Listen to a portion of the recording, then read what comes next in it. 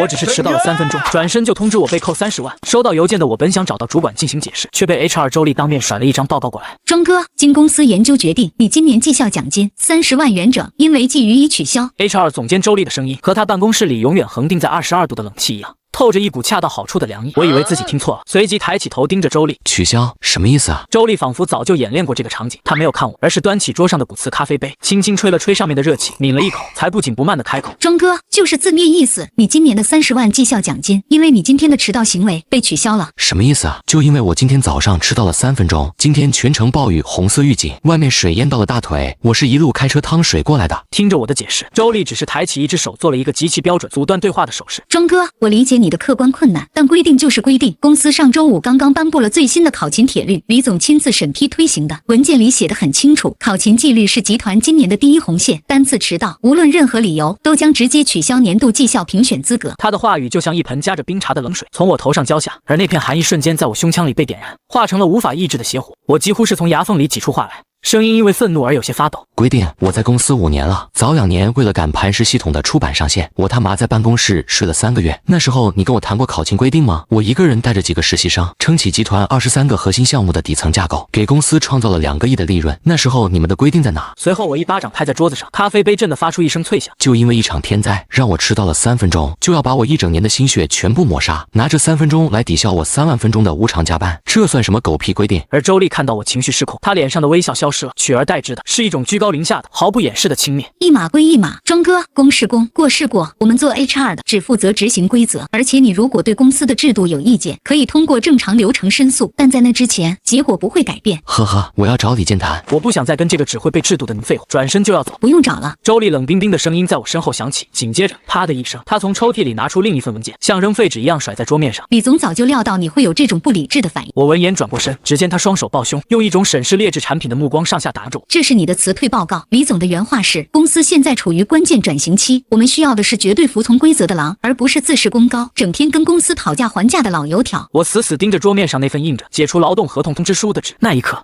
脑海里所有的愤怒、委屈、不解，突然像被抽干了空气一样，瞬间凝固。随之而来的是一阵令人胆寒的清明。我终于明白了，这不是什么死板的规定，更不是 HR 的擅作主张，这是一场蓄谋已久的阴谋。今年的经济大环境有多差，所有人都心知肚明。上个月，公司刚刚丢了2个千万级的大单，李健在管理层会议上不止一次提过要降本增效、优化组织结构，而我作为技术部薪资最高、拿满了期权和高额绩效的技术核心，自然成了那个最完美的本。他们算得很精，用一个迟到的不可抗力借口，名正言顺地剥夺我那30万的绩效。我如果忍气吞声，公司就白减30万；我如果像现在这样拍桌子反抗，他们就顺水推舟给我扣上一个不服从管理、价值观不匹配的帽子，直接开除，而打发我走，只需要支付 N+1的低额赔偿金，连年终奖都省了，顺便还能在全公司面前杀鸡儆猴。呵呵，好算计，真是无可挑剔的商业算计。想到这里，我看着周丽那张因为彻底掌控了局面而显得愈发傲慢的脸，我没想到她甚至还觉得不够，又补上了一句足以将普通职场人彻底击溃的话：庄必凡，别太把自己当回事了，公司花大价钱养着你，不是让你来带头破坏规矩的。这几年你也赚够了吧？离开这家平台，你以为你是谁？真把自己当成不可替代的神了？说白了，你现在就是个拿着高薪的闲人。闲人这2个字像2根生锈的钉子，硬生生砸进了我心里，把我对这家公司最后的一丝情分和不舍定得粉碎。但他预想中那种中年男人面临失业时的崩溃、绝望、痛哭流涕并没有出现，我只是看着他突然笑了。随后我走回办公桌前，拉开椅子，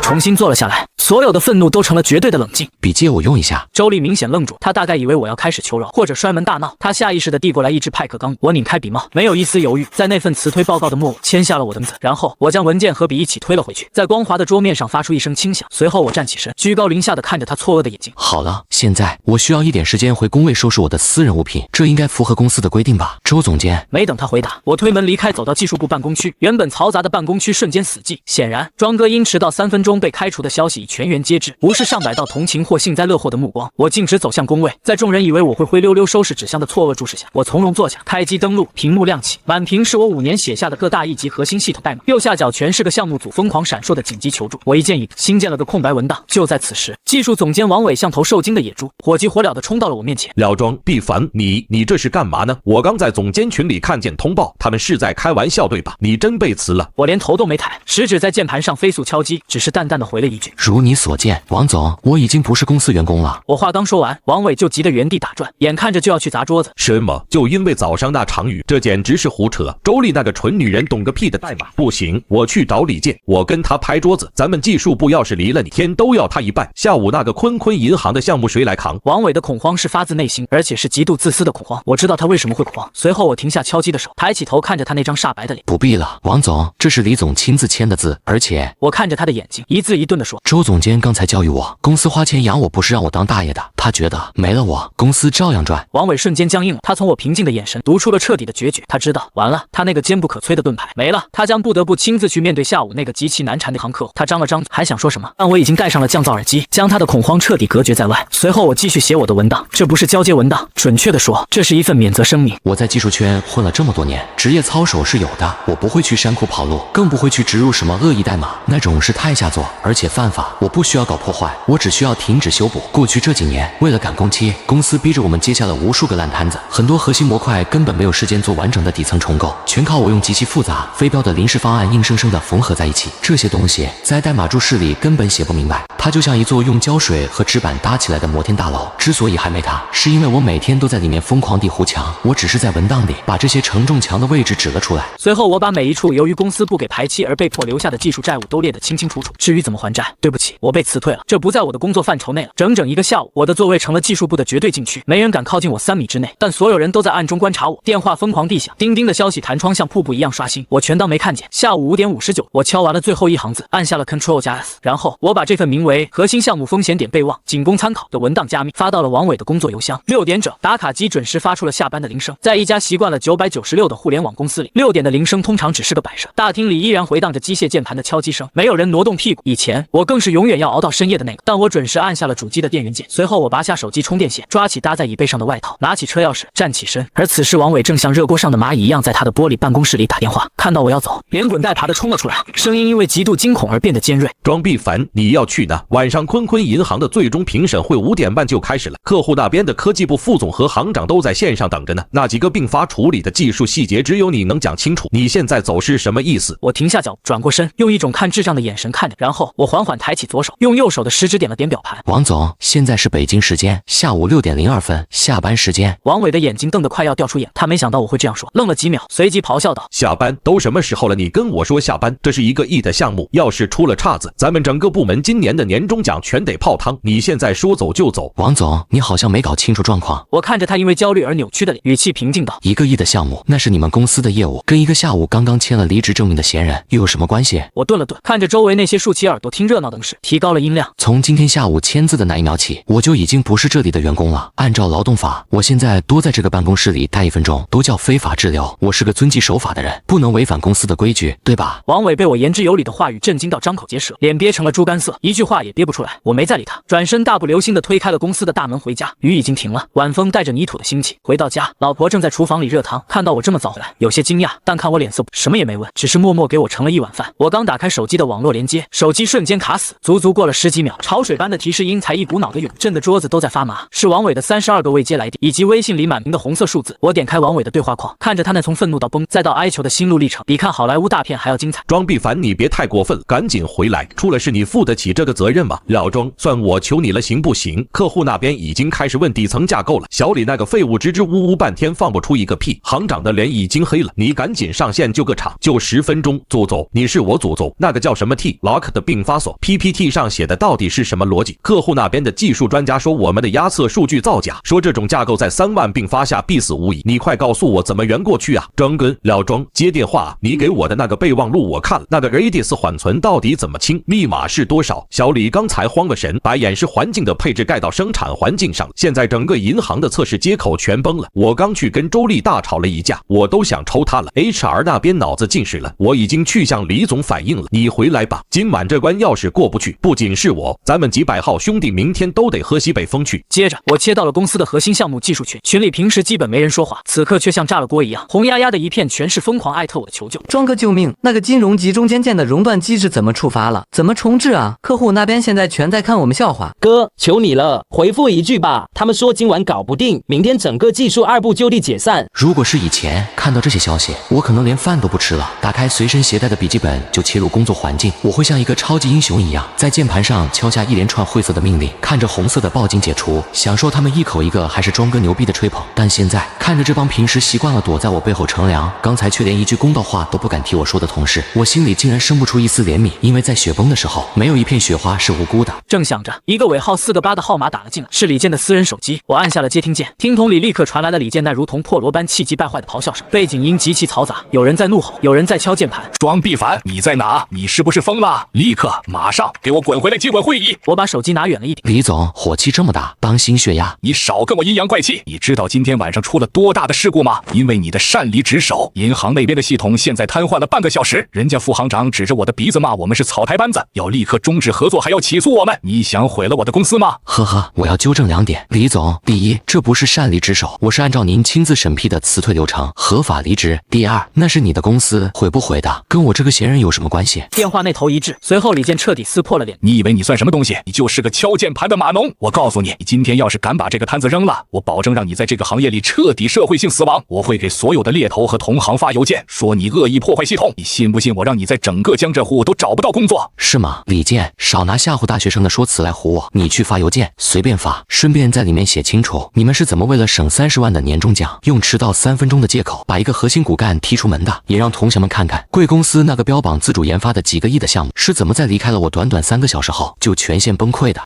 李健的声音在那一头开始发抖。在你们亲手递给我那份辞退报告的时候，我们之间就两清了。祝你们今晚的兵荒马乱玩得开心。我直接挂断了电话。接着李健的策略变恐吓无效，他开始发长短信打感情牌砸钱。毕凡，刚才是老哥我急糊涂了，千错万错都是我的错，都是周丽那个蠢货拿着鸡毛当令箭。老弟，你赶紧回来吧，全当救哥哥这一回命。那30万不仅一分不少，我再加20万特殊贡献奖，50万现金，明天一早打到你卡上。那边下了最后通牒，再有20分钟恢复不了，他们就直接上报银保监会。庄爷，你开条件，给你10%的干股，以后你就是合伙人。看着这些卑微到极点的文字，我只觉得胃里一阵翻腾。50万分不过是李健为了保住那几个亿生意的红之计，等危机过去，他依然会觉得我是个定时炸弹，迟早会用更阴毒的方式踢开我。我动了动手指，准备把李健和王伟彻底拉黑。就在这时，门铃突然像催命一样疯狂地响了起来，伴随着急促的砸门声。老婆吓了一跳，从厨房探出头，我拍了拍她的手背，示意她回房间，然后大步走到玄关，一把拉开了防盗门。门外的景象，即便我早有心理准备，也忍不住挑了挑眉毛。站在走廊里的是李健和周丽。李健连平时最在意的西装外套都没穿，白衬衫被汗水和刚才没干透的雨水他湿了，紧紧贴在发福的肚子上，头发凌乱的像个风。他手里甚至还攥着一台笔记本电脑，而他身后的周丽再也没有了上午在办公室里高冷勇弱，他极其狼狈，脚上的高跟鞋似乎在跑动中晚，整个人斜靠在墙上。老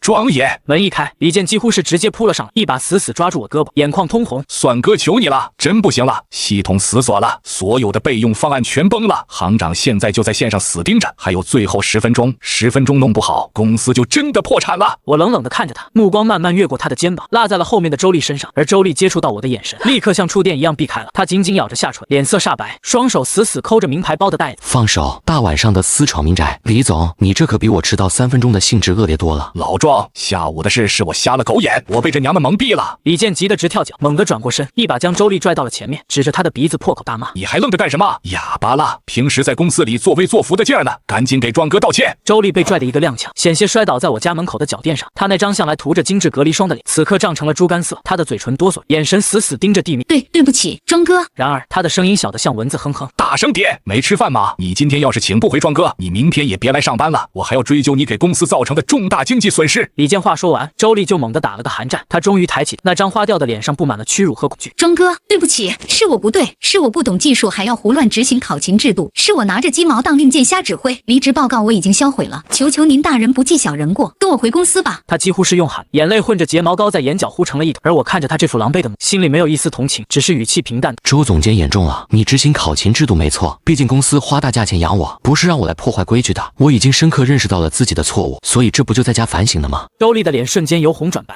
恨不得找个地缝钻进去。这句话正是他上午亲口对我说的，现在像耳光一样狠狠抽在了他自己脸上。李健看我还不松口，急得扑通一声，竟然直接半跪在了我家门口。庄爷，50万不对，80万，我现在就给你转账，只要你立刻登录系统把那个死锁解开。他手忙脚乱地掏出手机，手指都在发抖。我看着他，脑海里飞速盘算着，如果我现在关门，明天公司必然面临巨额违约金，李健破产，周丽滚蛋，是很爽，但也就是出口恶气而已。但如果我回去，我不仅能拿到真金白银的补偿，还能在他们最在意的舞台上把他们引以为傲的虚伪面具彻底撕碎。好，我开开口了，声音不大，却让李健和周丽瞬间停止了动作。让我救场可以。第一，你说的80万，我要现金，1分钟内看到卡里多出80万，我立刻出门转，我现在就转。公司账上钱不够，我用我私人卡给你转。李健像抓住了救命稻草，疯狂地在手机屏幕上操作。第二，我可以回去，但这个团队的运作方式得按我的规矩来。周总监，希望你等会儿在会议室里也能像现在一样配合。我话说完，手机震动，一条银行到账短信弹了出来。15分钟后，李健的路虎停在了公司楼下。我们推开技术部大门的时候，里面的气氛简直像是个正在进行抢救的重症监护室，空气里弥漫着焦灼的汗味和绝望的气息。此时，王伟正对着电话点头哈腰，满脸是汗。10几个程序员围在几台显示器前，个个脸色煞白。看到我走进来，原本嘈杂的大厅瞬间陷入了死寂，人群自动向两边分开，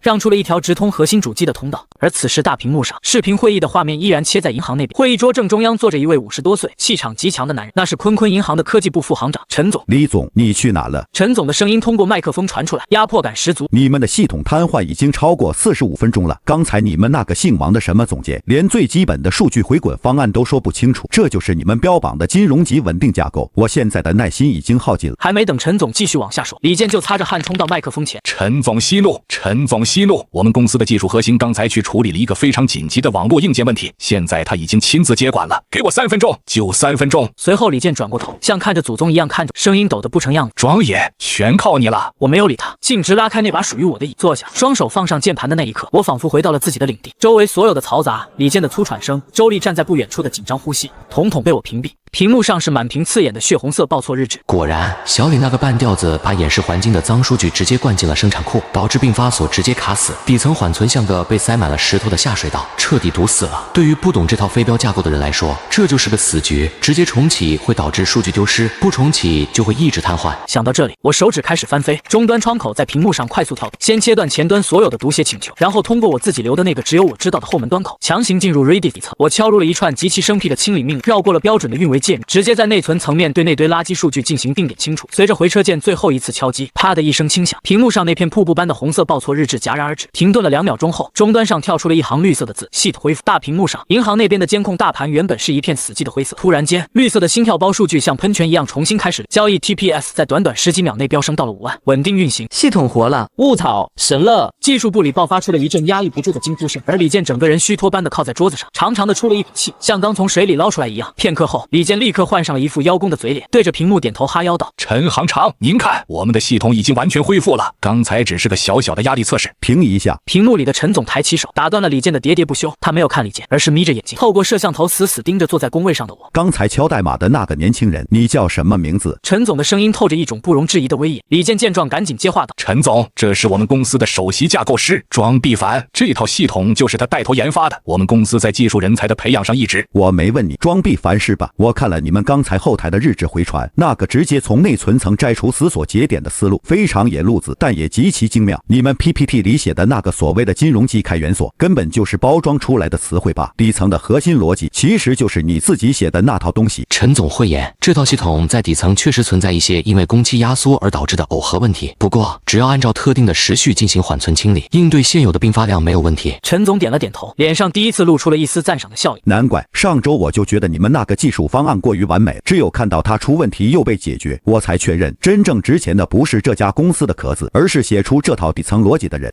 中午，我对你们公司的管理极其失望，但对你的技术非常认。我们坤坤银行总行现在的科技部正缺一个有实战经验的副总工程师，你有没有兴趣直接带着这套架构的思路来我们行里干？陈总这句话一出，整个技术部死一般寂静。而此时李健的脸瞬间褪去了所有的血色，惨白如纸。很快，李健连忙开口道，声音都急得发抖：“陈总，这不合规矩吧？小庄是我们公司的核心。”规矩，李总，你们把我们银行的线上业务单儿系瘫痪了快1个小时，你现在跟我谈规矩？你们的合同违约已经是板上钉钉的事了。没等李健开口，我上前一步打断了他，随后慢条斯理的从口袋里掏出一张叠得平整整的纸，那是下午周丽甩给我解除劳动合同之书。我把它展开，举到了摄像头前，确保陈总能看得清清楚楚。陈总，您的邀请我非常荣幸。我看着屏幕，声音在寂静的办公室里清晰可闻。事实上，就算您不邀请我，我也没法继续负责这个项目了，因为在3个小时前，这家公司已经以迟到3分钟为由，正式把我辞退了。大屏幕那头的陈总愣住，随后他的脸色沉得像要滴出水。什么？在项目务最终评审的当天下午，辞退首席架构师李健，你们公司是嫌自己死的不够快吗？你们拿这种草台班子的管理方式来借我们银行几个亿的单子。陈总话音刚落，李健双腿一软，险些瘫倒在地。他惊恐地看向我，满眼都是绝望的哀求。我没理他，而是将目光转向躲在角落，拼命想降低存在感的周丽。周总监，我淡淡的喊了一声，周丽浑身一颤，像待审的囚犯般猛地抬起头。我径直走到他面前，居高临下的看着他那张因惊慌而脱妆的脸。随后，我微微提高音量，确保全场和屏幕那头的客户都能听清。下午你对我说过的话，我现在觉得特别有理。你说公司花重金不是请我来当大爷的，公司需要的是狼，不是我这种只懂技术的闲人。现在你如愿了，闲人走了，留下的全是你用精准考勤、严苛 KPI 和狼性文化筛选出来的精锐。我顿了顿，将那份辞退报告一把拍在他面前的桌上，语气极尽嘲讽。只是不知道这些连一段死锁代码都解不开的狼，能不能帮你们李总把这几个亿的违约金赔上？周丽的嘴唇剧烈颤抖，眼泪夺眶而出，却憋不出半个字来反驳。他终于明白，他引以为傲的那套 HR 职场破手，在绝对的核心技术壁垒面前，脆弱的就像个笑话。随后我转回身，对着屏幕那头的陈总微微点了点头。陈总，刚才排除故障的操作，就当是我给坤坤银行做的一次免费技术咨询。至于您说的副总工职位，等我这几天把家里的旧房子处理完，换完学区房，我会准时去贵行人力资源部报道，绝不迟到。陈总在屏幕那头哈哈大笑起来，笑声里充满了对这家皮包公司的嘲讽和对我毫不掩饰的欣赏。